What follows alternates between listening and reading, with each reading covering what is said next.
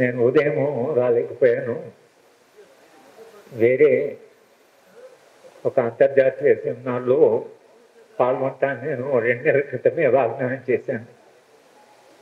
కనుక ఉదయం నుంచి మాట్లాడిన వాళ్ళందరూ కూడా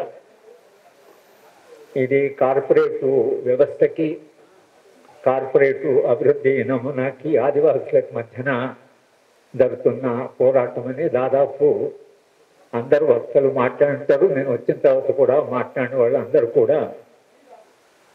అయితే వేణు మాట్లాడుతూ, అలాగే ఒకరిద్దరు మాట్లాడుతూ ఇవాళ బస్తర్లో జరుగుతున్న మారణకాండకు మనమేం చేయాలి అని ఒక ప్రశ్న వాళ్ళు మనందరికీ ఒక ప్రశ్నగా మనందరం అడగవలసిన ప్రశ్న. అయితే కాస్త సామాజిక శాస్త్ర విద్యార్థిగా ఇవాళ అక్కడ జరుగుతున్న పోరాటము, త్యాగాలు ఎక్కడ రాజ్యము, కార్పొరేట్ వ్యవస్థ వాళ్ళు సఫలమయ్యారు. పౌరత్వ సంఘంలో 50 ఏళ్ళుగా పనిచేస్తున్న వాడిగా మనం ఎక్కడ వైఫల్యం చెందాము. ఒక 50 ఏళ్ల క్రితం పౌరహక్కుల సంఘంలో సరే 6 మంది మేము కోల్పోయినా మొత్తంగా పౌరహక్కుల సంఘం కాస్త ధైర్యంగా ప్రాణాలు పోయినా ఈ సంస్థ పనిచేస్తూనే వచ్చింది. ఇవాళ గత 10 ఏళ్ళుగా Manmohan Singh greatest security threat to democracy to India అని ఆయన ఒక మాట అన్నాడు. ప్రపంచ బ్యాంక్ ఆయనకు ఆ భాష రాదు. ఆయన ప్రపంచ బ్యాంక్ వాళ్ళు ఆయన చేత అనిపించారు, అది అన్నాడు. కానీ చాలా ఆశ్చర్యం ఏమిటంటే బెనారస్ హిందూ యూనివర్సిటీలో ఒక సెమినార్ పెట్టారు. మావోయిస్ట్ అంటే అప్పటికి పీపుల్స్ పార్టీ, నక్సలైట్ ఉద్యమము, సమాజ్. అది 3 రోజుల సెమినార్. నన్ను ముందు దాన్ని ఇనాగ్రేట్ చేయమన్నారు. సరే ఇది నక్సలైట్ ఉద్యమం కదా, నార్త్ ఇండియా, మరి వాళ్ళేమి మాట్లాడతారో విన్నాను. నేను 3 రోజులు ఉన్నాను. 200 మంది పేపర్స్ రాశారు. అంటే చాలా ఆశ్చర్యం అంటే 200 మంది ఈ ఉద్యమం మీద రాశారు. దాదాపు ప్రతి వాడు, young scholars, old scholars, senior scholars Manmohan Singh స్టేట్మెంట్తోనే ప్రారంభమయ్యారు. అంటే ప్రతివాడు ఇది గ్రేటెస్ట్ సెక్యూరిటీ థ్రెట్ అని. ఉత్తరప్రదేశ్లో పెద్ద ఉద్యమం లేదు. ఉత్తరప్రదేశ్లో నిజానికి అంత పెద్ద ప్రచారం లేదు. అయినా ప్రతి వాడు పేపర్లో గ్రేటెస్ట్ సెక్యూరిటీ థ్రెట్ అని మొదలుపెట్టారు. నేను 3 రోజులు ఉన్నాను కాబట్టి వ్యాలిడిటరీ అడ్రస్ ఇచ్చే వాళ్ళు అతను రాకపోతే ఆర్గనైజేషన్ తెలుసంటే మీరే చివరిగా మాట్లాడినంటే నేను అడిగాను, మీ అందరికీ అసలు మీకు నక్సలైట్ ఉద్యమం తెలుసా? ఆ ఉద్యమం ఎందుకు వచ్చిందో తెలుసా? మీ ఉత్తరప్రదేశ్లో ఆ ఉద్యమమే లేదు. మీరు ప్రధానమంత్రి అన్నాడు కదా అని ప్రతి వాళ్ళు ఇది ద గ్రేటెస్ట్ సెక్యూరిటీ థ్రెట్ అని పేపర్స్ రాశారు. అసలు మీకు ఆ ఉద్యమం గురించి కానీ, ఉద్యమం యొక్క లక్ష్యాల గురించి కానీ, త్యాగాల గురించి కానీ, అసలు ఉద్యమం ఎందుకు వచ్చింది, దానికి పరిష్కారం ఏది ఆలోచించకుండా ఒక ప్రచారము కొరకని అన్న మాటని మీరందరూ కూడా అదే అంగీకరిస్తూ దాదాపు 200 మంది అకాడమిక్ ప్రపంచంలో ఉన్న సామాజిక శాస్త్రవేత్తలు అదే మాట అన్నారంటే మనం ఎక్కడ అర్థం చేసుకోవాలంటే రాజ్యం కానీ లేదా కార్పొరేట్ వ్యవస్థ కానీ వాళ్ళు నిరంతరంగా ఒక ప్రచారం ఏం చేశారంటే వీళ్ళు చాలా ప్రమాదకరం, తర్వాత వీళ్ళు వాయులెన్స్ నమ్ముతారు, హింసావాదులు అని ఒక ప్రచారం అయితే వాళ్ళు చేస్తొచ్చారు.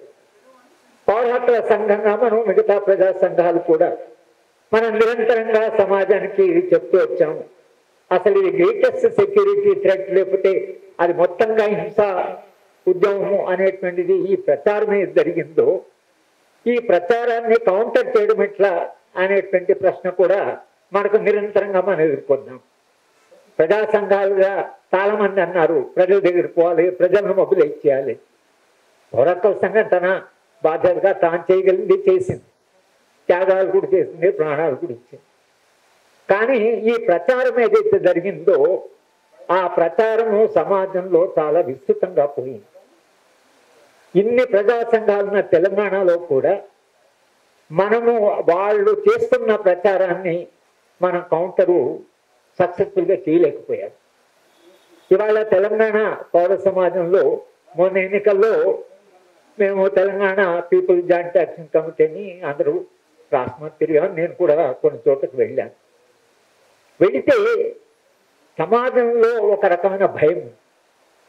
మధ్యతరగతి ఇక్కడ ఎక్కడ మధ్యతరగతి చేయలేందంటే, వేణు చెప్పాడు, మనలో మనిషిని కాపాడుకోవాలి, మన మానవత్వాన్ని కాపాడుకోవాలి. ఈ మోడల్ ఆఫ్ ఈ అభివృద్ధి నమూనానే అమానవీయం. దానికి మనిషిని అమానవీయంగా మారడం అవసరం. కనుక అది ఏం చేస్తుందంటే నిరంతరంగా అన్ని సంస్థలు, ముఖ్యంగా మనం అంతకుముందు మన్మోహన్ సింగ్ అన్నా ఆయనకు తెలిసిన తక్కువ, ఆయన విషయం వేరు. కానీ ఆయన ఈ మోడల్ ఆఫ్ డెవలప్మెంట్ కమిటెడ్. కానీ గత 10 ఏళ్ళుగా రాష్ట్రీయ స్వయం సేవక్ సంఘ్ 100 ఏళ్ళ నుంచి ప్రచారం, వాళ్ళు రాసిన పుస్తకాలు, వాళ్ళ భావజాలం, అది మనం చాలా విస్మరించాం. అదే మాటలు అది ఉంటుందిలే. నిజానికి మేము కూడా పొలిటికల్ సైన్స్ చెప్పేటప్పుడు వాళ్ళవన్నీ హెగ్డే గారి గురించి కానీ, సావర్కర్ గురించి కానీ, గోల్వాల్కర్ గురించి కానీ ఎప్పుడు మేము క్లాస్ రూమ్లో చెప్పలేదు కదా. అదే మార్జినల్, దాని గురించి పెద్ద క్లాస్ రూమ్లో అని చెప్పేది ఏమిటండి. కానీ ఆ భావజాల వ్యాప్తి ఏదైతే జరిగిందో అది చాలా విస్తృతంగా వాళ్ళు ఇట్లా పబ్లిక్ RSS నాకు ఇంతవరకు తెలిసి ఒక్క పబ్లిక్ మీటింగ్ కూడా పెట్టలేదు. ఇటువంటి ఇప్పుడు పెట్టారు. వాళ్ళ పనిచేసే విధానమే వేరు ఉంటుంది. వాళ్ళు గ్రామాలకు వెళ్తున్నారు, అక్కడ వెళ్ళి అసలు ప్రచారం చేస్తుంటారు, తప్పుడు ప్రచారం చేస్తుంటారు.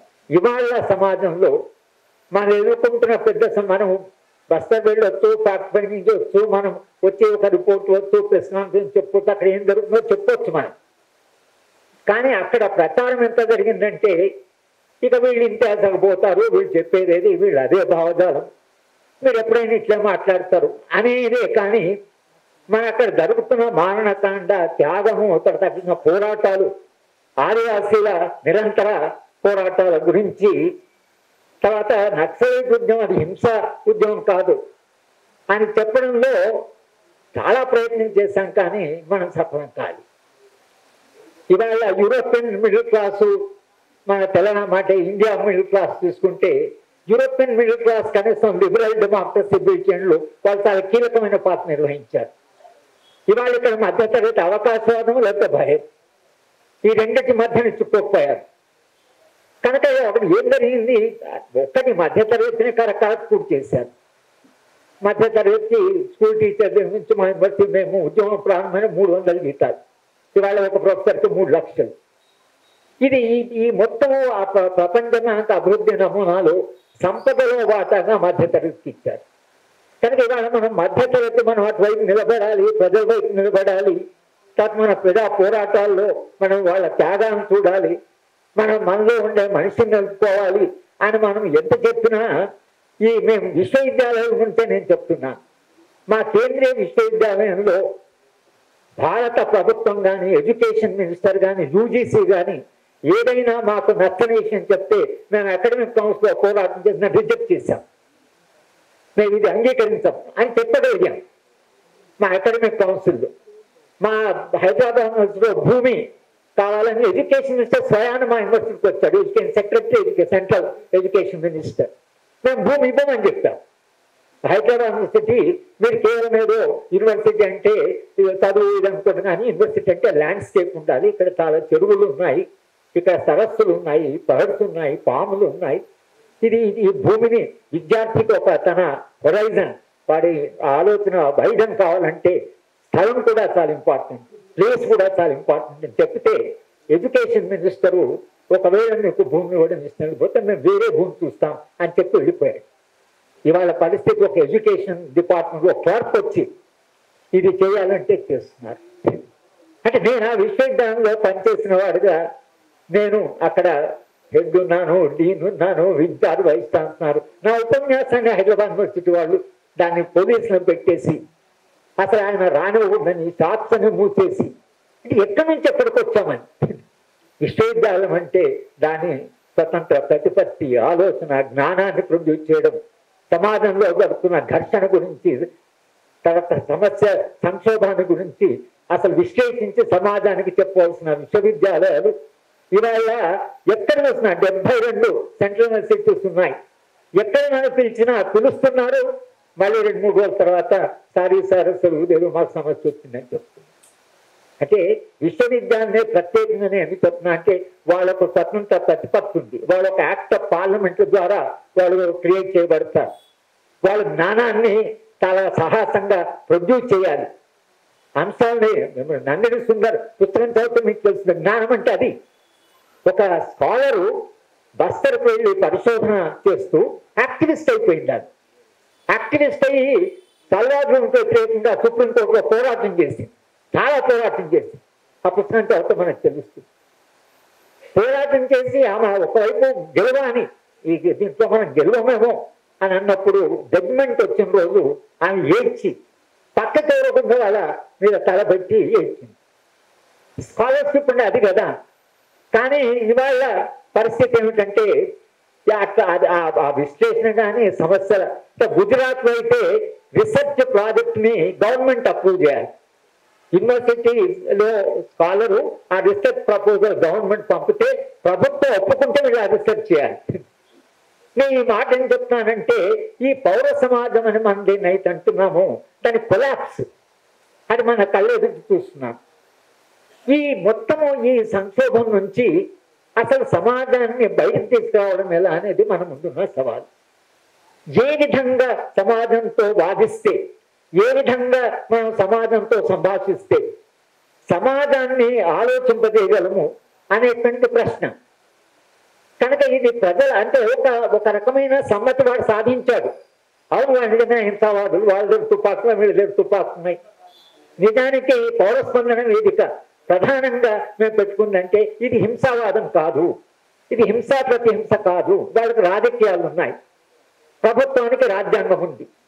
రాజ్యాంగాన్ని పక్కకు పెట్టేసి మీరు పోలీసును ఉపయోగిస్తున్నారు. వాళ్ళేమో పోరాటం చేసి త్యాగాలు చేస్తుంటే వాళ్ళు హింసావాదులు అంటున్నారు. వాళ్ళకి నిజమైన రాజకీయాలను ఒక ప్రత్యామ్నాయ రాజకీయాలను వాళ్ళకి లక్ష్యం ఉంది, వాళ్ళకు ఒక ఆల్టర్నేటివ్ సమాజం ఉంది, వాళ్ళకు ఒక విజన్ ఉంది. వాళ్ళు కేవలం ఏదో ఆయుధం మీద ఆధారపడ్డటువంటి వాళ్ళకు రాజకీయాలు ఉన్నాయి. కనుక పౌరస్పందన ఏంటంటే వాళ్ళ రాజకీయాలు ఉన్నాయి, వాళ్ళకు మేము మాట్లాడము, వాళ్ళు ఏమన్నారు. శాంతి చర్చల కూడా సందర్భంలో మేము 2 వాల్యూమ్స్ తీసుకొచ్చి చివరికి ఒక 3 వాల్యూమ్స్ కలిపి ఒక వాల్యూమ్ తీసుకొచ్చి సమాజానికి శంకరం గారు ఒక 1000 కాపీలు వేసి రోజు ఒక 20-30 కాపీలు తానే పర్సనల్ వెళ్ళి ఎంపీలకి కలెక్టర్లకు అందరూ పంపించాడు రిపోర్ట్. శంకరం గారు ఆయన అన్న ఒక్కడైనా మన రిపోర్ట్ చదివి చాలా ఇది ఎఫర్ట్ చేశారు, ఇది ఇంతనా అని అనలేదు. నాకు చాలా షాకింగ్గా ఉంది. నేను అట్లీస్ట్ ఒక్క శాస్త్రైనా శంకరం గారి రిపోర్ట్ చదువుదాం అని చదవలేదు. ఇది ఇటువంటి సమాజంలో బయట మనం బతుకుతున్నాం. అక్కడేమో అత్యున్నతమైన త్యాగాలు చేస్తున్నారు. ఒక లక్ష్యం కొరకని, ఒక భావజాలం కొరకని, ఒక ఆల్టర్నేటివ్ మానవీయ సమాజం కొరకని అక్కడ పోరాటం చేస్తున్నారు. ఆదివాసీలు ఇంత పోరాటం ఏం చేస్తుంటే వాళ్ళకి స్వార్థం కానీ స్వప్రయోజనం కానీ, వాళ్ళకి ఆ భూమి ఇది మా భూమి అని కాదు. ప్రతి సంవత్సరం కూర్చొని ఆ భూములు ఎంత ఎవరి కుటుంబానికి ఎంత వాళ్ళు ప్రతి సంవత్సరం ఏదో పంచుతుంటారు. వాళ్ళకి ఇది నా భూమి, ఇది నాది అనేటువంటి భావజాలము ఇంకా పుట్టుకుపోలే కాబట్టి ఆ మానవీయత, ఆ సమిష్టి భావజాలం ఉంది కాబట్టి అక్కడ ఉద్యమ ఆదివాసులు ఎంత ఇబ్బందులైనా ఎంత నిర్బంధం పోరాటం చేస్తుంది. ఆ ఆదివాసుకు ఉండే మానవీయత, ఆదివాసుకు ఉండేటువంటి ప్రాపంచిక దుఃఖత్వం బయట సమాజంలో అది లేకపోవడం వలన నిరంతరంగా వాళ్ళేమో త్యాగాలు చేస్తున్నారు. వాళ్ళ త్యాగాల నుంచి మనం ఇక్కడ మాట్లాడుతున్నాం. కానీ ఈ సమాజం, మనం నివసిస్తున్న సమాజం ఏదైతుందో ఈ సమాజంతో ఎట్లా సంభాషించాలనేది మనకు పెద్ద సమస్యగా ఉంది. దాన్ని ఎలా చెప్తే అర్థమవుతుంది. నేనైతే వ్యక్తిగతంగా ఎక్కడ వెళ్ళినా మానవీయ సంబంధాలు, మానవత్వము అమానుషంగా మారుతున్న సమాజం, అమానవీయంగా మారుతున్న సమాజం. ఐటీ ప్రొఫెషనల్స్ పిలిచారు నన్ను, కేవలం మానవ సంబంధంలో కాలు మొక్కను మొదలుపెట్టారు. సరే మాకెంత అర్థమే కాదు, మాకేం తెలిసిందని. అంటే ఈ సంభాషణ ఇవాళ మనం ఆలోచించాలి. విరసం కానీ పౌర హక్కు సంఘం కానీ వేణు ఆయన నిరంతరంగా వీక్షణలో రాస్తున్నాడు, చాలా ఫ్రాంక్గా చాలా రాస్తున్నారు. కానీ మనం ఒక పోస్ట్ సత్యానంతర సమాజంలో బతుకుతున్నాం. ఈ సత్యానంద సమాజంలో బతకడం వల్ల ఏంటంటే రాంగ్ ఇన్ఫర్మేషన్ ఎంత వేగంగా వెళ్ళిపోతుందో మనం చేసేటువంటి ఈ మొత్తం ఎఫర్ట్ ఇదంతా వేగంగా సమాజంలో మీడియా అంతా వాటి చేతిలో డిస్గస్టింగ్. మీరు ఇంగ్లీష్ ఛానల్ చూస్తే మీరు అసలు చూడలేదు, అంత అమానుషంగా మార్చేస్తారు జర్నలిస్టులే. లేకపోతే ఒక కాలంలో జర్నలిస్టులు ఎవరో ఒక జర్నలిస్ట్ గ్రూప్ వెళ్ళిందని అంటున్నారు, కానీ జర్నలిస్టులు ఎంత ఏది జరిగితే అక్కడ వెళ్ళి చూసి రాసేవాళ్ళు.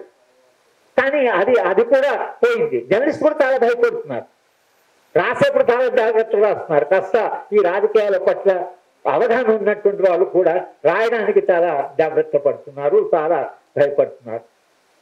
ఇక్కడ మనము ఆలోచించాల్సిన అంటే ఈ హిస్టారికల్ అంటే ఈ చారిత్రక సందర్భంలో మనము నిర్వహించిన పాత్ర ఏమిటంటే మన కమ్యూనికేషన్, మన మెథడ్ ఆఫ్ సమాజానికి చెప్పడం. దాన్ని ఏ పద్ధతిలో చెప్తే సమాజము, మధ్యతరగతి సమాజం ముఖ్యంగా తన అనుభవంలో ఉన్నటువంటి అనుభవాన్ని మనం చెప్తున్నాం.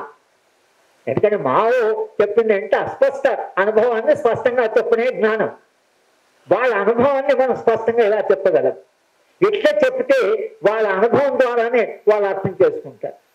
ఇలా ఏంటంటే వాళ్ళ అనుభవానికి వాళ్ళకున్న సమాచారానికి మధ్యన చాలా గ్యాప్ వచ్చింది. అనుభవం ఉంది, ఆ అనుభవంలో వాళ్ళకు పేదరికం ఉంది, నిరుద్యోగం ఉంది, అసమానం, అసలు అమానవీయత ఉంది, అన్నీ ఉన్నాయి వాళ్ళ అనుభవంలో. అన్నీ ఉన్నా కూడా నార్త్ ఇండియాలో అయితే వెళ్ళి ఒకవేళ ఎవరైనా అడిగితే నువ్వు ఎవరు కోటేస్తావు అంటే అన్నీ చెప్తున్నారు. మాకు అన్ఎంప్లాయ్మెంట్ ఉంది, మాకు పావర్టీ ఉంది, మాకు ఇంట్లో నడవదు లేదు, ధరలు పెరిగి అన్నీ చెప్తున్నారు. ఎవరు కోటేస్తాం అంటే బీజేపీ. మరి వాళ్ళు 10 ఏళ్ళు అధికారం ఉన్నారు కదా. అంటే ఆఫ్ఘనిస్తాన్లో తాలిబాన్స్ వచ్చారు అంటే ఆఫ్ఘనిస్తాన్ తాలిబాన్కి ఆయన అనుభవానికి ఏం సంబంధం? కానీ అక్కడ వాళ్ళు వచ్చారు.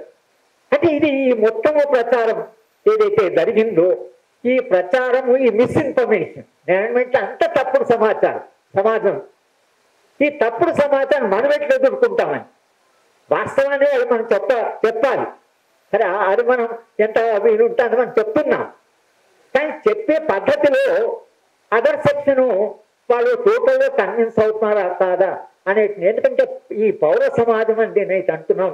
సరే పౌర సమాజం భావన మీద చాలా చర్చ జరగవచ్చు, కానీ మనం ఏ సమాజం అయితే స్పందించాలి వేరే దాని గురించి ఆయన చెప్పడంతో నువ్వు మనిషివైనా కనీసం చెప్పాలి, నీకు కొంత మానవత్వం ఉండాలి, నువ్వు అమానవీయంగా మారకూడదు కదా అని చెప్పితే ఆ చెప్పే పద్ధతిలో తనలో ఉండే మానవత్వాన్ని అతను వెతుకునేలాగా మనం చెప్పగలమా? ఎందుకంటే అక్కడ జరుగుతున్న మాట దానికి అసలు నిజానికి ఎన్నికలు జరుగుతున్నప్పుడు పాలక వర్గాల్లో కూడా ఎన్నికలు జరుగుతున్నప్పుడు సాధారణంగా సమస్యలు పరిష్కరిస్తాం, తర్వాత మేము అధికారం రూపసాయి చేస్తాం చెప్పాలి. తర్వాత కాస్త జాగ్రత్తగానే మాట్లాడతారు. ఈ ఎన్నికలు ఎలా కాదు, జాగ్రత్తనే లేదు. మీరు ఎన్నికలు జరుగుతున్నప్పుడు ఇంత ఎన్కౌంటర్ చేస్తున్నారంటే ఎన్కౌంటర్ చేయడమే కాదు, వాళ్ళు ఇది మొత్తంగా ఇది అంతిమ యుద్ధం అని ఎప్పుడన్నారు? ఎన్నికలు జరుగుతున్నాయి. ఎన్నికలన్నా అమిత్ షా వెళ్ళి అంటే అది ఆయన ఎవరి కొరకు మాట్లాడినట్లు?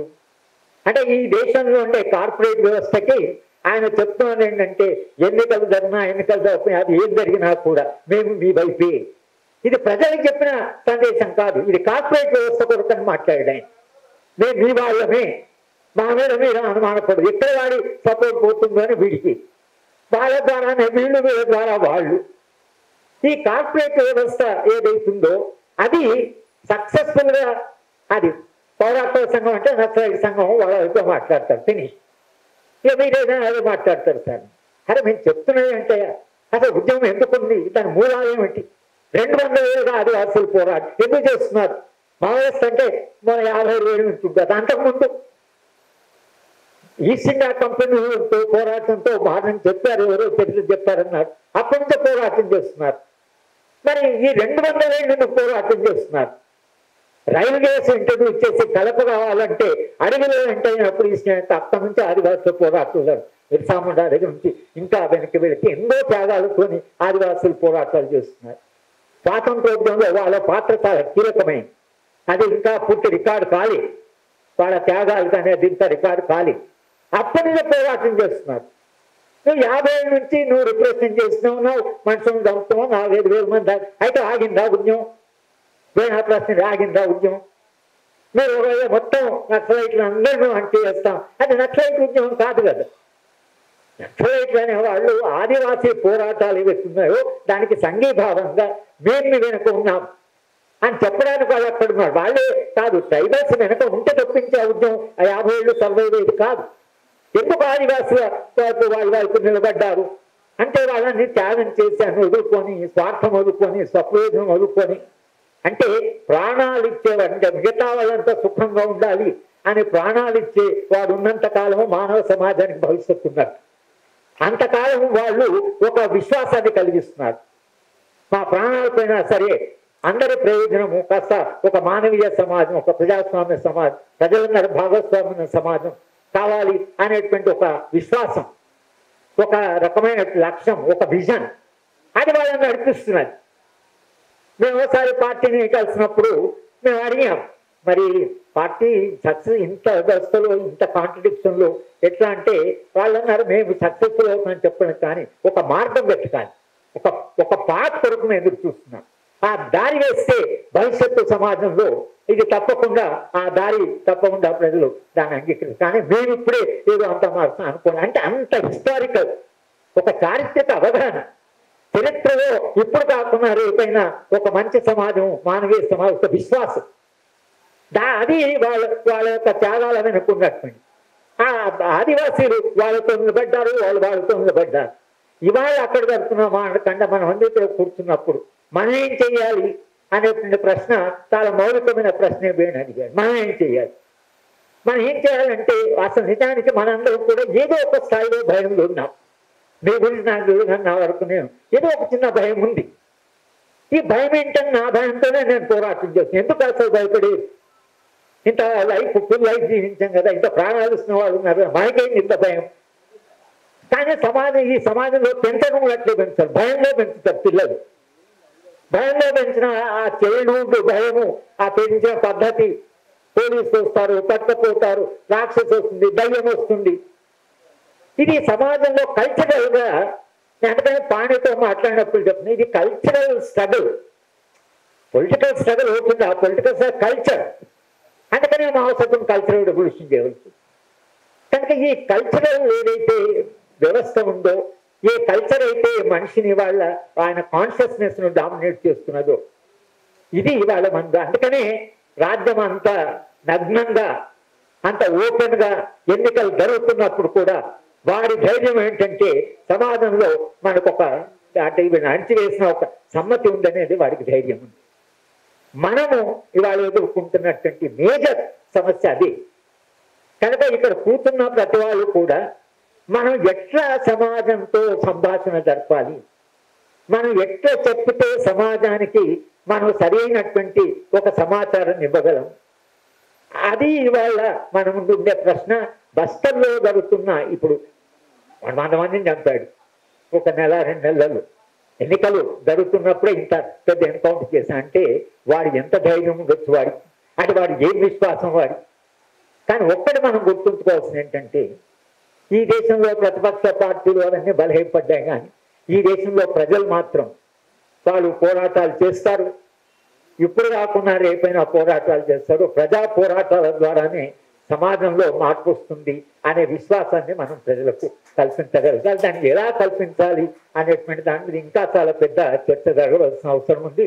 అందరూ ఈ మొత్తంగా మార్నింగ్ నుంచి మాట్లాడి ఉంటారు, నేను లేకపోవడం వల్ల కొన్ని నేను మిస్ అయినా కూడా ప్రధాన సందేశం ఏంటంటే ఈ కార్పొరేట్ వ్యవస్థ కేవలం సంపద సృష్టి కాదు, అది మనిషిలో ఉండేటువంటి మానవత్వాన్ని తీసివేయాలి అని దాని ప్రధాన లక్ష్యం.